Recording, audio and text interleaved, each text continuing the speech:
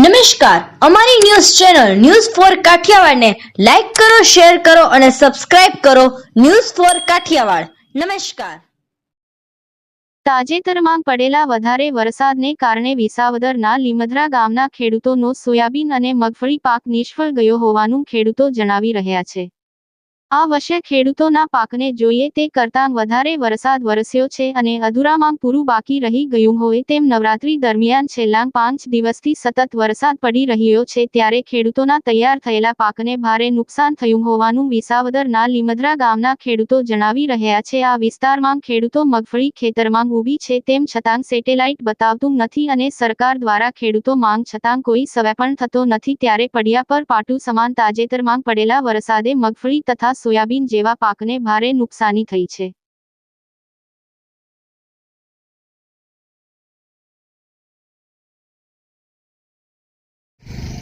મારું નામ વણાર દિવ્યેશ ગોગનભાઈ છે. મારું ગામ લીમધરા. હવે અમે સાહેબ અહીંયા 25 વીઘાની મગફળી વાવી હતી. આ 25 વીઘામાં અમને આગળના વર્ષે નુકસાન થયું હતું, ત્યારે સહાય નહોતી મળી, ત્યારે અમને સરકારે હાથ ઊંચા કરી દીધા હતા. હવે આ વખતે પણ એટલું જ નુકસાન છે. આ વખતે તમને ખબર જ છે કે ગઈ જે સિસ્ટમ છે એમાં જોરદાર વરસાદને કારણે જો અમારી મગફળીમાં અત્યારે ઉપાડીએ તો કાંઈ હાથમાં આવતું નથી. જો આ તમારી નજર સામે ઉપાડેલા છોડવા આવું આખું ખેતર થઈ ગયું છે. હવે અમારે અત્યારે 1 વીઘા દીઠ 18,000નો તો ખર્ચો થાય છે. જો આ મજૂર ઉપાડે છે, મજૂરના પૈસા અમારી પાસે અત્યારે ઊભા થાય એમ નથી. હવે આગળના વર્ષે અમને સહાય નહોતી મળી. આ વર્ષે પણ આમ આદમી પાર્ટી અને ભાજપ પાર્ટી બે વચ્ચે અમારા ખેડૂતો ઝૂલના ઝૂલે છે. બરોબર, તો વિસાવદર તાલુકાના ખેડૂતોનું હિત થાય એવી કોઈ સરકારશ્રીને નમ્ર અપીલ કે એવી કોઈ સહાય યોજના બહાર પાડે. અને બીજું એ કે જો ટેકાના ભાવે મગફળી ખરીદે તો આમાં ખરીદીને અમારે લઈ શું જવું? તમે જુઓ, છોડવા આખું ખેતર એવું થઈ ગયું છે. તો હવે વીઘા દીઠ કે હેક્ટર દીઠ સરકારશ્રી પોતે અહીંયા ખેડૂતના ખેતરે આવીને સર્વે કરી જાય, સેટેલાઇટથી સર્વે ન કરે. સેટેલાઇટથી સર્વેમાં ઘણા ખેડૂતોને એના ખેતરમાં મગફળી દેખાડી નથી. તો હવે અમારે જોવાનું એ છે કે જો અહીંયા આવીને સર્વે રૂબરૂ જોઈ જાય અને પછી અમને અમારા સહાય અમારી ખેતીમાં 18,000નો ખર્ચો થાય છે.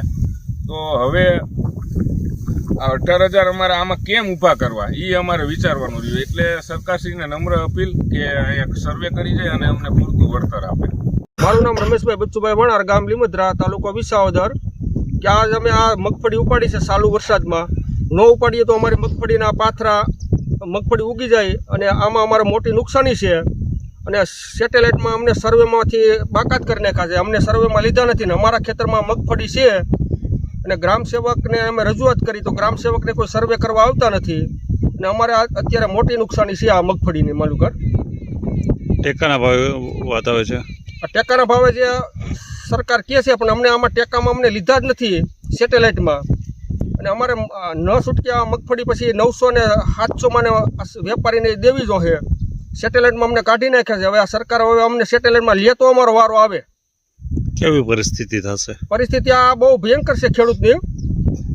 કારણ કે એમાં શું છે કે 2024માં નરેન્દ્ર સાહેબ મોદી કહેતા હતા ખેડૂતની આવક ડબલ થાય એવું તો છે ને. ગાંઠના અમે કરજમાં ઘરતા રહી છે, આ ખેતી કરીએ છીએ. હવે અમે નો ક્યાંય દાડીએ જઈ શકીએ કે નો ખેતી કરી શકીએ.